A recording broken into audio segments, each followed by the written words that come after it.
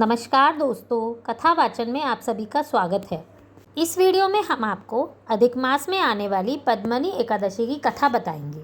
एक बार धर्मराज युधिष्ठिर कहने लगे कि हे जनार्दन, आपने सभी एकादशियों का विस्तार पूर्वक वर्णन करके मुझे सुनाया, अतः अब आप कृपा करके मुझे अधिक मास की शुक्ल पक्ष की एकादशी का क्या नाम है, उसकी विधि क्या है, इस सब के बारे में बताइए। श्री भगवान बोले, हे राजन, अधिक मास में शुक्ल पक्ष में जो एकादशी आती है वह पद्मनी एकादशी कहलाती है। वैसे तो प्रत्येक वर्ष 24 एकादशी होती हैं। जब अधिक मास या मलमास आता है तो इनकी संख्या बढ़कर 26 हो जाती है। अधिक मास या मलमास को जोड़कर वर्ष में 26 एकादशियाँ होती हैं। अधिक मास में 2 एकादशियाँ होती हैं जो पद्मनी एकादशी और परम एकादशी के नाम से जानी जाती हैं। यह एकादशी करने के लिए दशमी के दिन व्रत का आरंभ करके कांसे के पात्र में जौ चावल आदि का भोजन करें और नमक ना खाएं, भूमि पर सोएं और ब्रह्मचर्य व्रत का पालन करें। एकादशी के दिन ब्रह्म मुहूर्त में शौच आदि से निवृत्त होकर दंत धावन करें और जल के 12 कुल्ले करके शुद्ध हो जाएं। सूर्य उदय होने से पहले उत्तम तीर्थ में स्नान करने जाएं। इसमें गोबर, मिट्टी, तिल और कुशा व आंवले के चूर्ण से विधिपूर्वक स्नान करें। श्वेत वस्त्र धारण करके भगवान विष्णु के मंदिर जाकर पूजा अर्चना करें। भगवान श्री कृष्ण बोले, पुरुषोत्तम मास में अनेक पुण्यों को देने वाली इस एकादशी का नाम पद्मनी है। इसका व्रत करने पर मनुष्य कीर्ति प्राप्त करके बैकुंठ को जाता है, जो मनुष्य के लिए दुर्लभ है। हे राजन, ध्यानपूर्वक इस कथा को सुनिए। हे मुनिवर, पूर्व काल में त्रेययुग में है नाम के राजा के वंश में कृतवीर्य नाम के राजा महिष्मतीपुरी में राज्य करते थे।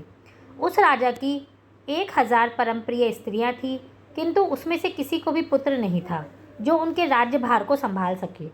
देवता, पितृ, सिद्ध तथा अनेक चिकित्सकों आदि से राजा ने पुत्र प्राप्ति के लिए काफ़ी यत्न किए, लेकिन सब असफल रहे।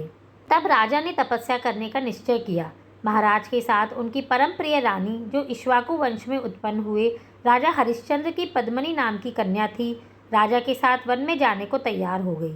दोनों अपने मंत्री को राज्यभार सौंपकर राजसी वेश त्याग कर गंधमादन पर्वत पर तपस्या करने चले गए। राजा ने उस पर्वत पर 10,000 वर्ष तक तप किया, किंतु फिर भी उन्हें पुत्र की प्राप्ति नहीं हुई। तब पतिव्रता रानी कमल नयनी पद्मनी से अनुसुईया ने कहा, 12 मास से अधिक महत्वपूर्ण मलमास होता है, जो 32 मास के पश्चात आता है। उसमें द्वादशी युक्त पद्मनी शुक्ल पक्ष की एकादशी का जागरण समेत व्रत करने से तुम्हारी सारी मनोकामनाएं पूरी होगी। इस व्रत को करने से भगवान तुम पर प्रसन्न होकर तुम्हें शीघ्र ही पुत्र देंगे।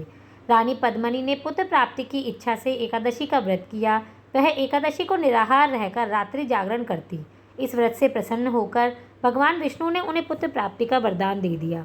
इसी के प्रभाव से पद्मनी के घर कार्तवीर्य उत्पन्न हुए, जो बलवान थे, और उनके समान तीनों लोकों में कोई भी बलवान नहीं था। तीनों लोकों में भगवान के सिवा उसको जीतने का सामर्थ्य किसी में नहीं था। सो हे नारद, जिन मनुष्यों ने मलमास शुक्ल पक्ष एकादशी का व्रत किया है, जो संपूर्ण कथा को पढ़ते या सुनते हैं, वे भी यश के भागी होकर विष्णुलोक को प्राप्त होते हैं। इस तरह से आप सब भी नियम पूर्वक इस व्रत को करें और इसकी कथा को जरूर सुनें, ताकि आपको आपके व्रत का पूरा फल मिल सके और आपकी सभी मनोकामनाओं की पूर्ति हो। धन्यवाद।